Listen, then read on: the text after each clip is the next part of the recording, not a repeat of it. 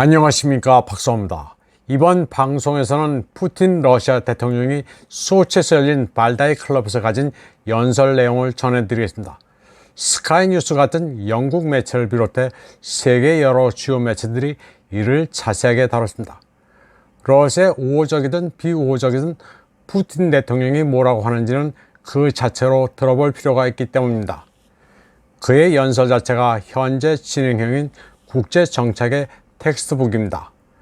푸틴 대통령은 우크라이나와의 갈등은 영토 문제가 아니라고 선을 그었습니다.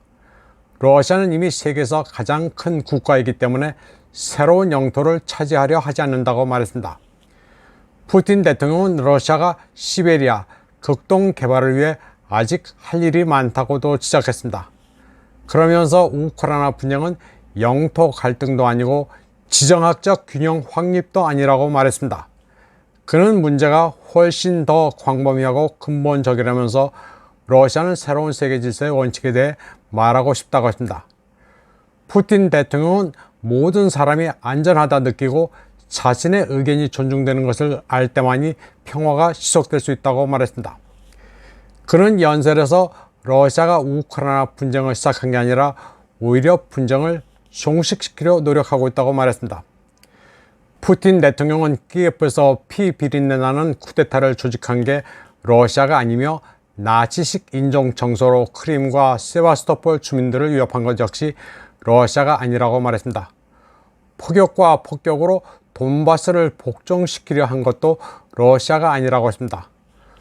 또 모국어로 말하고 싶어하는 사람들에게 폭력을 행사하고 돈바스와 전쟁을 벌이기 위해 전차와 포병을 사용한 것도 모스크바가 아니라 키예프였다고 강조했습니다.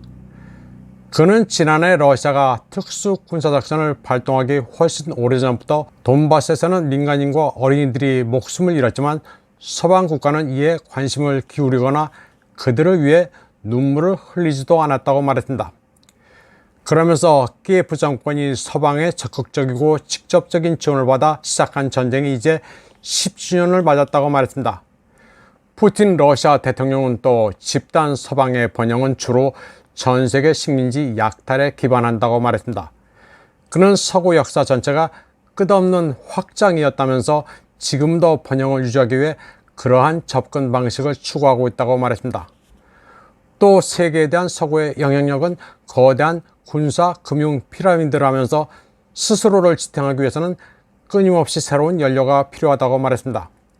냉전이 끝난 뒤 미국을 중심으로 한 집단 서방은 세계적 패권을 확립하고 유지하기 위해 노력해왔지만 그런 노력은 처음부터 실패할 운명이었다고 했습니다.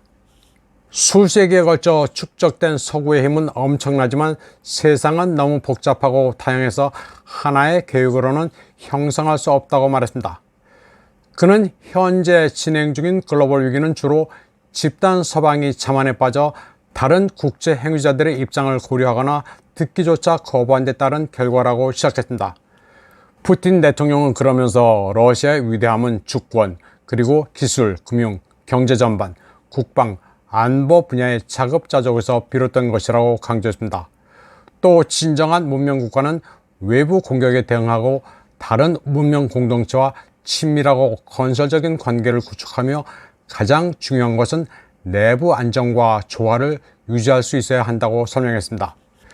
푸틴 대통령은 또 달러 기반의 금융 시스템은 모든 국가의 이익을 충족시키지 못하고 있기 때문에 미국 통화의 지배는 끝나야 한다고 말했습니다. 그는 브레튼 우주 체제가 한때 달러를 기반으로 만들어졌지만 그 모든 것이 지금 무너지고 있다고 했습니다. 또 러시아는 경제 성장을 방해하려는 서구의 압력을 이겨내고 더욱 강해졌다고 했습니다. 제재와 관련된 모든 문제를 극복했고 이제 새로운 기반에서 경제 발전의 다음 단계를 시작했다고도 했습니다. 그리고 서방의 무역 제한이 러시아 경제를 긍정적인 방향으로 재구성하도록 하고 있다고 강조했습니다. 푸틴 대통령은 러시아의 실업률이 사상 최저치인 3%로 떨어졌고 유럽과는 달리 가처분 소득은 계속 늘고 있다고 지적했습니다. 또 국방과 안보 지출의 증가에도 불구하고 러시아 정부는 버터를 총으로 바꾸지 않았다고 강조했습니다. 러시아가 아직 전쟁이 아닌 특수군사작전 상태를 유지하면서 전시 경제를 채택하지 않은 이유는 분명합니다. 아직까지는 우크라이나 갈등을 이유로 민생을 희생할 이유가 없는 것입니다. 푸틴 대통령은 또 지난 6월 키예프 측이 소위 반격 공세를 시작한 이후 이미 9만 명의 병력이 무력화됐다고 밝혔습니다. 그리고 이 기간 동안 키예프군은 557대 전차와 1900대 장갑차를 상실했다고 부연했습니다. 이번 방송은 여기까지 하겠습니다.